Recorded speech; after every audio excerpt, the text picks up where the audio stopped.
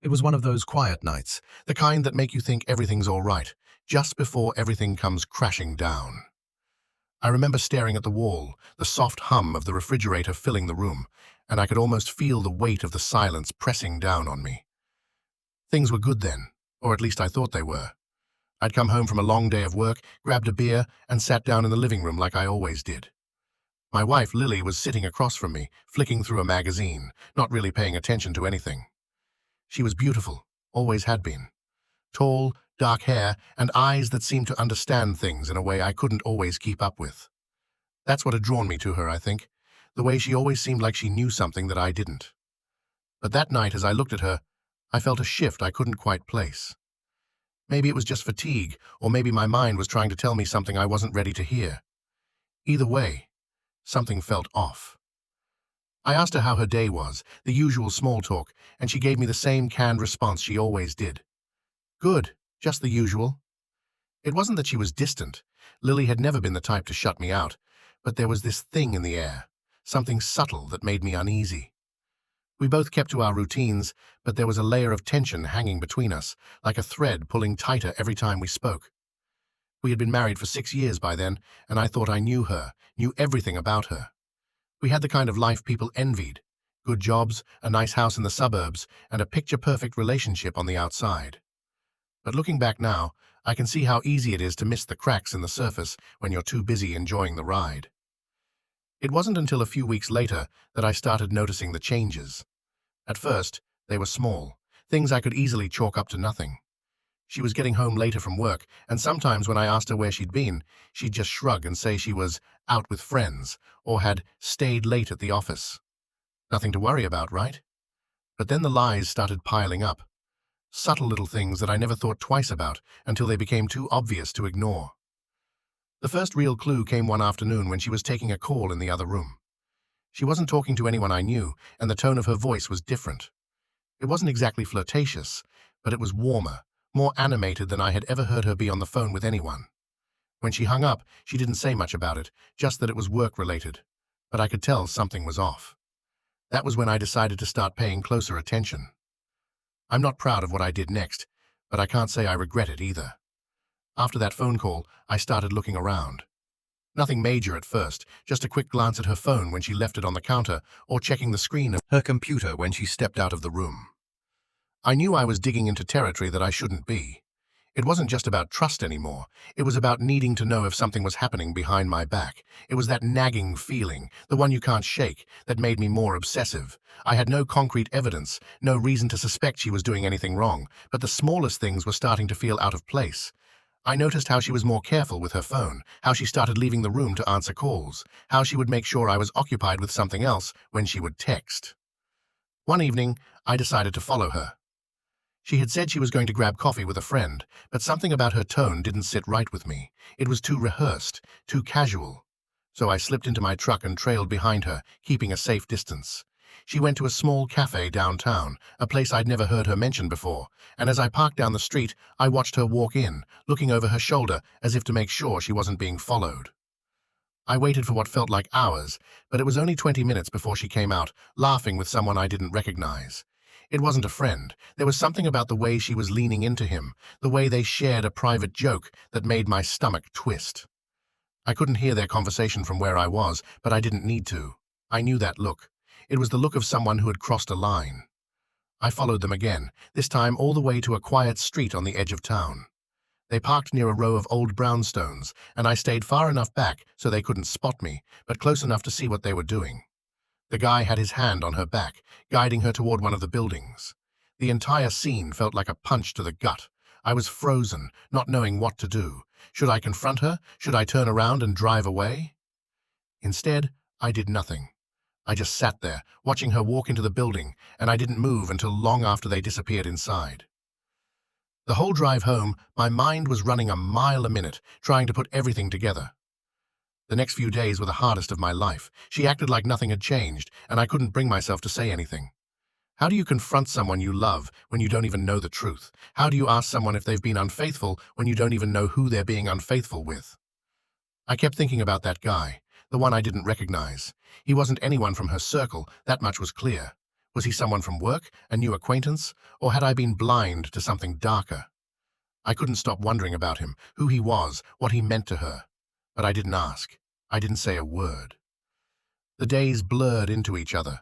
I couldn't shake the feeling that something was wrong. Lily was still the same smile, same routine, but it all felt off. Her late nights at work, the vague answers, the secretive phone calls.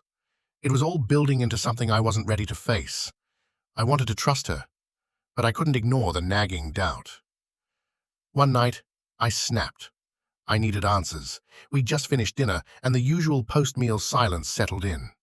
Lily was scrolling through her phone, and I could feel the words I'd been holding back clawing at my throat. I had to say something. "Lily," I said, my voice tight, "what's going on?" She didn't even look up. "Nothing. What do you mean?" I took a deep breath, trying to stay calm. "You've been distant. I don't know. Something feels off." She set her phone down and looked at me, then sighed. "I'm fine, really.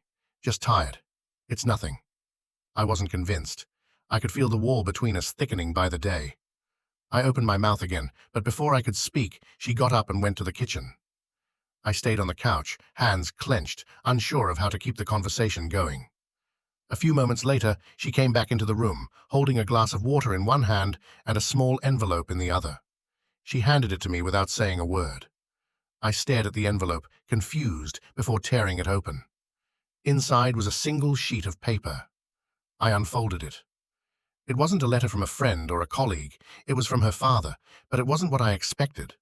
The handwriting was his, but the message, it hit me like a punch. "I know what's been happening. I didn't want it to go this far, but you need to know." I froze. My mind was racing, but my body felt paralyzed. I looked up at Lily, who was standing there watching me, waiting for my reaction. What is this?" I managed to ask, my voice barely above a whisper. She didn't answer immediately. Her eyes flicked away, and then she spoke, her voice almost too quiet. "It's from my dad. He wants you to understand." I felt dizzy. I was trying to process it, but nothing made sense. My gaze dropped back to the paper, then to her. You're telling me that this is about him?" I couldn't stop myself from asking. Lily nodded, but she didn't say anything. She didn't need to. I already understood. But understanding didn't mean I had any answers. "I never wanted you to find out this way," she said, her voice shaking slightly, "but it's out in the open now." I was still reeling. Her father. It wasn't just a stranger. It wasn't some random affair. It was someone who had always been there, in our lives, in our home, and now the truth was spilling out like water from a cracked dam. I didn't know what to say. I didn't know if I wanted to hear more. Room felt suffocating. The truth was suffocating. Lily and I sat in silence, the letter between us, each of us carrying a weight too heavy to speak of. My head was spinning, and every part of me screamed to do something, anything, but I couldn't move. Her father. The last person I'd ever expect. Lily reached for my hand, but I pulled away, the distance between us widening, though she stayed still. The room felt too small. "You've got to understand, it wasn't supposed to happen," she said softly, her voice trembling. "How could it not be supposed to happen?" I replied, my words harsh. "You're telling me this wasn't planned? You've been hiding this from me, from both of us." "I didn't want to hurt you," she said, her voice breaking. "It was never meant to go this far." I stood up, the anger rising. "It did go this far, Lily. This is beyond a mistake. This is betrayal." My words cut through the air. I felt like I was suffocating under the weight of it all. She stood too, her face pale. "I never wanted this," she repeated, her eyes filled with tears. "I was wrong, but we can fix this. We can—" "Fix it?" I laughed bitterly. "This isn't something you fix. It's not some small mistake. How long have you been lying to me, Lily? How long has this been going on?" Her eyes dropped, unable to meet mine. "I don't know. It was complicated. It wasn't supposed to go on this long." I didn't know what to say. My head was racing, my thoughts colliding into each other. I couldn't keep looking at her, at the woman I thought I knew. I turned and walked away, my breath shallow, feeling the space between us stretch farther with each step. I grabbed the bottle of whiskey from the counter and poured myself a glass. I needed something to dull the ache in my chest, the buzzing in my head that wouldn't stop. I thought about her father again. The one person who had been in my life, in our lives, all this time, playing a part in the most unimaginable betrayal. I had no idea how to process that. How do you even begin to understand that? Lily came into the kitchen, hesitated, but didn't say anything. I could feel her watching me, waiting for something. I turned my back on her. The silence stretched on, and I could feel her waiting for me to speak, to forgive. But I wasn't ready. I wasn't sure I would ever be. I drained my glass and poured another. The bitterness of the whiskey didn't help, but it was all I had right now. I need space, I muttered, more to myself than to her. She didn't argue. She just walked away, leaving me alone with my thoughts, with the truth I still couldn't fully grasp. Lily and her father. I didn't know where to go from here. The next few days felt like I was stuck in a haze. I couldn't focus. I couldn't sleep. I couldn't stop thinking about what Lily had told me, about her father, about what it meant for us. The silence between us was unbearable. Every time I saw her, all I could think about was the image of her with him. The thought made my stomach twist, and I couldn't stop replaying it in my mind. Didn't know how to deal with any of it. How do you fix something this broken? How do you even start? I couldn't bring myself to confront her, not yet. I needed time, but every minute without answers made everything worse. Then, one afternoon, she came to me. She was holding a folder, looking nervous. She sat across from me, her fingers fiddling with the edges of the folder, and for a moment, I couldn't speak. I didn't want to know what she had to say, but I couldn't avoid it either. I need to explain everything, she said. Her voice was quieter than usual, like she was afraid of my reaction. Explain? I asked, my tone flat. What's left to explain, Lily? She took a deep breath. It's not as simple as you think. It wasn't supposed to happen this way. I felt a rush of anger. Then make it simple, I shot back. Tell me why I should believe anything you say after all of this. She hesitated before opening the folder. Inside were several papers and a single photo, a sonogram. My heart stopped. I stared at it, trying to process what I was seeing. It's mine, but it's not his, she said, her voice faltering. I blinked. What do you mean? The baby's yours, she said quickly, her eyes pleading. It was never his. It's yours. The world tilted. My mind struggled to process her words. You're pregnant? I asked, though I already knew the answer. But the sonogram made it all too real. Yes, she whispered. I didn't know how to tell you. I felt numb, holding the picture of a life I wasn't sure I could claim. Why didn't you tell me? I asked, the words coming out sharper than I intended. I was scared, she said, her voice barely audible. I was scared of losing you. I didn't know what it would do to us. I looked at her, but all I could see was the sonogram. My fingers trembled as I touched it, trying to find some certainty in the image. It was real. It was hers. But was it mine? I didn't know how to trust anything anymore. I had no answers, just more questions. I couldn't look at her. I couldn't look at the sonogram. The weight of what she'd just told me was suffocating. The baby was mine. I wanted to believe that. I needed to. But how could I? After everything that had happened, how could I trust anything she said now? I stood up, pacing the room, trying to get a grip on myself. My mind was spinning, my thoughts crashing into each other. Was this a way to keep me? Was she telling me the truth? What was real anymore? I could feel Lily's eyes on me, but I didn't turn to face her. I couldn't. I needed to figure this out, somehow. I never wanted to hurt you, she said, her voice quieter now, more fragile. I didn't know how to fix this. I turned to look at her then. Her face was pale, her eyes swollen from crying. But her words still didn't make sense to me. You didn't know how to fix this. You shouldn't have done it in the first place, I snapped, unable to stop the bitterness from spilling out. She flinched, but I didn't care. My anger wasn't just about her betrayal. It was about the life we'd built, the lies I'd been blind to. It was about the feeling of being a fool. I had trusted her with everything, and now I felt like I was unraveling in front of her. You shouldn't have kept this from me, I said, my voice trembling now. Do you have any idea what this has done to me? I never meant for any of this to happen, she whispered, her eyes pleading for understanding. I swear it wasn't planned. The words felt hollow, and I couldn't keep listening to them. I need to think, I said, cutting her off. I can't keep doing this right now. She didn't argue. She didn't say anything. She just stood there, watching me leave the room, and I left. I didn't want to stay and hear more excuses. I didn't want to be in the same space as her, not when everything between us had been broken wide open.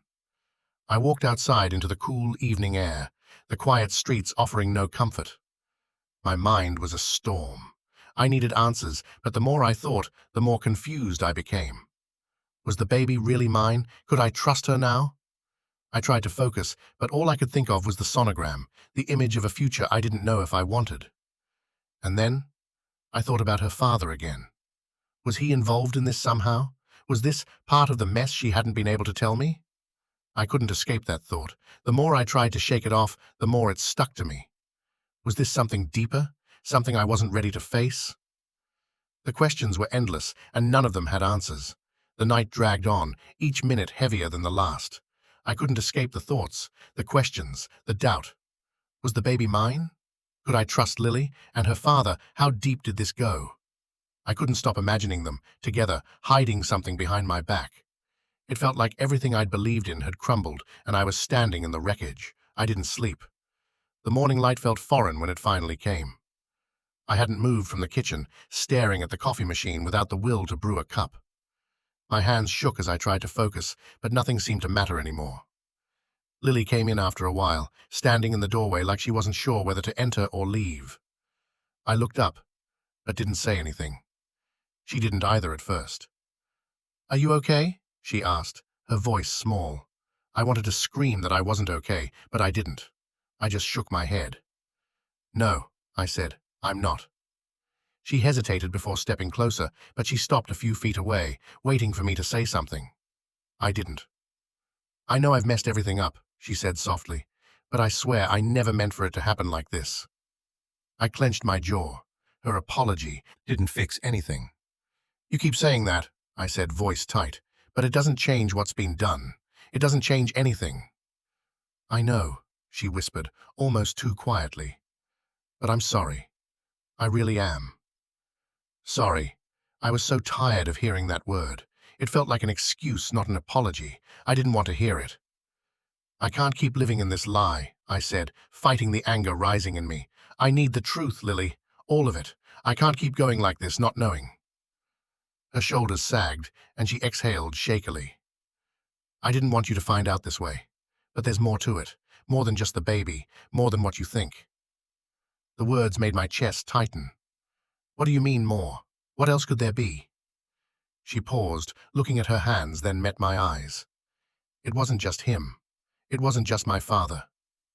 I felt a cold rush of panic. "What? Who else?" She stared at the table for a moment, her voice trembling. "There's someone else. Someone you know." My heart skipped. "Someone I know? Who?" Lily didn't answer right away. Then, almost like she couldn't stop herself, she whispered, "It's his brother." The room spun. I couldn't breathe. Her father and his brother? The shock of it hit me like a freight train. My mind reeled, trying to understand. His brother? Who was she talking about? This wasn't just some random affair. It was more, much more than I could have imagined. The betrayal cut deeper than anything I'd ever felt before. I couldn't even process the words she'd just spoken. I stood frozen, staring at her, trying to find some semblance of reality in the chaos. I couldn't move. His brother. I repeated the words in my head, but they made no sense. Lily sat there, tears welling in her eyes, her face pale, waiting for me to react. I didn't know how to.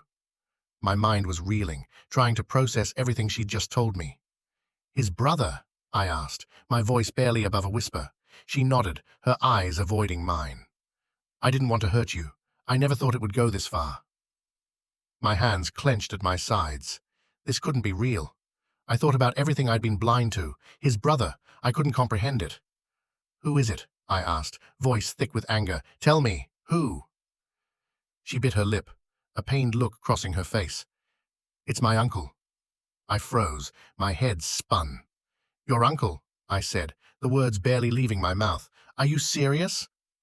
Lily closed her eyes, nodding slowly. "Yes, it's not what I wanted. It wasn't supposed to happen." I stumbled back a few steps, my chest tightening. "This wasn't just your father," I said, disbelief in my voice. "It was both of them. Your uncle, too?" She nodded again, the tears now slipping down her cheeks. "Yes, I know it's impossible to understand, but it happened. I didn't know how to stop it. Stop it, I repeated. How do you even? How could this happen? Both of them. I never planned for any of this, she said, voice breaking. It was a mess, and now I've made everything worse. I could barely process what she was saying. How am I supposed to trust you now? After all of this, I don't expect forgiveness, she whispered. I don't expect you to just move on, but I need you to know. I never meant to hurt you. I stood there, speechless, staring at her. The world felt like it was falling apart. Her father, her uncle, my uncle-in-law. The betrayal ran so deep I didn't know which way was up anymore. These weren't just distant family members. They were people I had shared meals with, holidays, conversations. This is too much, I said, trying to keep my voice steady. I don't know how to handle this. I know, she whispered, her eyes pleading. I just wanted to tell you everything. The truth. I didn't know what to say. I couldn't stand here and listen to more. The apology felt empty. The truth felt unbearable. I needed space. I needed to get away from her, from the mess I couldn't untangle. I have to go, I said, my voice low. Lily reached out, but I stepped back. I couldn't let her touch me. Not now. I walked out the door, the cool air hitting me like a slap. I stood there for a moment, unable to move, my thoughts still spinning. Her father, her uncle, the baby. Was it mine? How could I know? The questions kept coming, louder, sharper. I didn't have answers, and maybe, just maybe, I wasn't ready to hear the rest of the truth anyway. I couldn't stay at the house, not with the chaos swirling in my head. I needed space, distance, anything to clear my mind. I ended up walking to the old park nearby, the one we used to visit when things were simpler. I sat on a bench, watching the empty swings sway in the breeze, feeling detached from everything around me. The wind was cold, but it did nothing to ease the storm inside. Her father, her uncle, the baby. My mind kept cycling through the same questions. Was the baby mine? How could I trust any of it? She said it was, but after everything that had happened, could I believe her? The betrayal stung more than I could have imagined. It wasn't just an affair. It was something deeper, more twisted, and the thought that her uncle had been involved too? I couldn't wrap my head around it. They had lied to me, both of them. I couldn't even begin to understand why.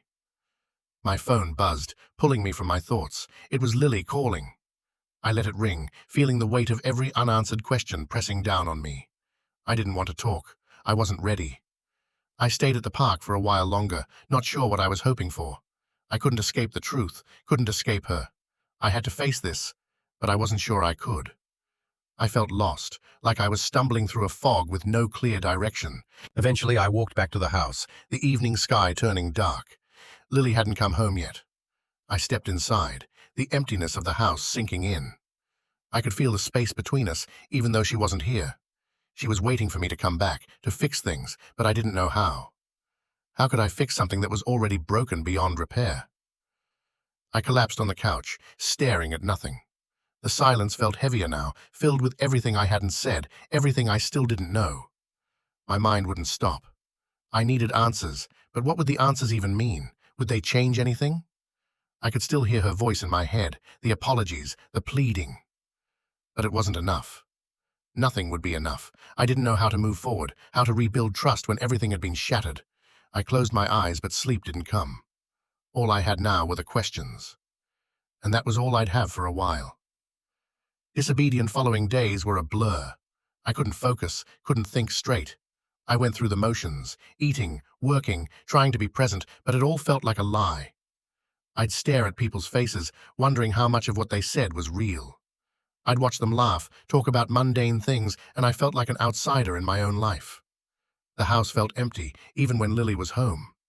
She stayed quiet, giving me space, but I knew she was waiting for me to talk, to forgive her. But how could I? How could I let everything slide, pretend like this wasn't the darkest thing I'd ever experienced? I tried to call her, once, twice, just to hear her voice, maybe find some answers. But every time, I couldn't bring myself to actually say anything. What would I say? Hey, I'm still trying to wrap my head around the fact that your father and uncle are involved in this mess. No, I couldn't do it. I couldn't even ask the questions I needed answers to. It was almost 2 weeks before I saw her again. I'd been holed up in the house, avoiding her, trying to sort through everything in my head. The guilt and shame mixed with the anger, and I wasn't sure what to do with all of it. It felt like I was drowning, and no matter how hard I swam, I couldn't get to the surface. She knocked on my door, her voice soft through the wood. "Can we talk?" she asked, but I could hear the uncertainty in her words. I didn't answer immediately. I just sat there, looking at the door, unsure of what would happen if I let her in. Eventually, I stood and opened it. She was standing there, wringing her hands, looking smaller than I remembered. She didn't say anything at first, just stood there, her eyes searching mine, waiting for me to make the first move. "You want to sit down?" I asked, though my voice came out rough. It didn't matter. Nothing felt right anymore. She nodded, stepping inside. We both sat on the couch, not looking at each other, the air between us thick with the things we weren't saying. I could feel the weight of it all pressing down on me, but neither of us knew how to begin. "I don't know what you want from me anymore," I said finally, breaking the silence. "I don't know how to fix this, Lily." She flinched at the words, but she didn't look away. "I don't expect you to forgive me," she said quietly, "but I need you to understand. I never wanted any of this. I never meant to hurt you." The words felt hollow. She never meant to hurt me, but she had. She had shattered everything. "I know," I said, voice cracking. "I know. But knowing that doesn't make it any easier." We both sat there in silence, the truth of everything hanging between us, neither of us able to reach out and make it right. I didn't know if I ever would. The silence between Lily and me stretched on, thicker with each passing day. I couldn't look at her without feeling the weight of what she had done. Every word, every glance felt like a reminder of the lies, the betrayal. She had shattered something I didn't know how to fix. I spent hours thinking, wondering if the baby was mine. The questions haunted me. Even though Lily swore it was, I couldn't fully trust her anymore. How could I? After everything that had come to light, I didn't know what was real. The truth felt buried beneath so many lies. One night she came to me, her face pale, eyes red from crying. She hesitated in the doorway, then spoke in a voice that barely carried. "I need to tell you something." I braced myself, expecting more of the same, half-truths, more apologies, but I didn't know what else there was to say. "What is it?" I asked, already dreading the answer. "I've been to the doctor," she said quietly. "I'm getting a paternity test. I know you don't trust me and I don't blame you, but I need to prove to you it's yours." I stared at her, the words sinking in slowly. A paternity test. She was trying to fix this, trying to give me something concrete, but even that felt like too little, too late. I didn't speak for a long moment. What could I say? Was a test really going to change anything? Could it undo the betrayal, the lies, everything that had led us to this point? "I don't know if that's enough, Lily," I said finally. "I don't know if anything can fix this." She lowered her head, tears filling her eyes. "I have to try. For us." I shook my head, feeling exhausted. "I don't know if I can do this. I don't know if I can forgive you." She didn't argue, didn't try to convince me otherwise. She just nodded, her face crumpling with emotion. The silence between us grew even heavier, filled with the things we couldn't say, the things I couldn't forgive. I didn't know if I could trust her again, if I could ever look at her the same way. I didn't know if I even wanted to.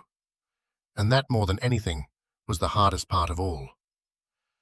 The days blurred together, each one feeling heavier than the last. Lily tried, I'll give her that. She reached out, left me messages, asked if we could talk, but every time she did, the walls between us grew thicker. I wasn't sure how to break them down, and part of me wasn't sure I wanted to. The paternity test was coming up. Lily kept telling me that the baby was mine, that she was trying to fix things. But could I trust her now, after everything? She came home one evening, early for once. The hesitation in her eyes said everything. She sat down across from me, hands shaking, her voice soft. "I got the results," she said, her eyes searching mine. My stomach tightened. It wasn't just about the baby anymore. It was everything, her betrayal, the lies. Could this test change anything? "Is it mine?" I asked, barely able to get the words out. Lily looked at the paper, her lips trembling, and nodded. "Yes, it's yours." For a moment, I felt something like relief. The baby was mine, at least that was clear. But that wasn't enough. The trust was broken. The betrayal was still there, too big to ignore. A test didn't erase that. I stared at the test results in my hands. They should have meant something, but they didn't. "I want to believe you," I said, my voice thick with emotion. "I do, but I can't just forget what you did." Lily's eyes filled with tears. "I never meant for any of this to happen, but I need you to see I'm trying. I'm doing everything I can to make it right." Trying wasn't enough. I didn't want to hear her apologies anymore. I didn't know how to move past the mess we were in. Her father, her uncle, the lies, the baby. "I need time," I said, my voice shaking. "I can't make any decisions right now. I just need time." She nodded, tears streaming down her face. She didn't say anything more. We both knew the words were empty now. There was nothing left to say, nothing that would make things right. We sat in silence, and all I could feel was the weight of everything we'd lost. Time. That was all I had left, time to figure out what to do with the wreckage of my life. The days that followed felt like I was drifting, untethered. I couldn't focus, couldn't settle on anything. Every time I looked at Lily, the weight of what had happened crushed me all over again.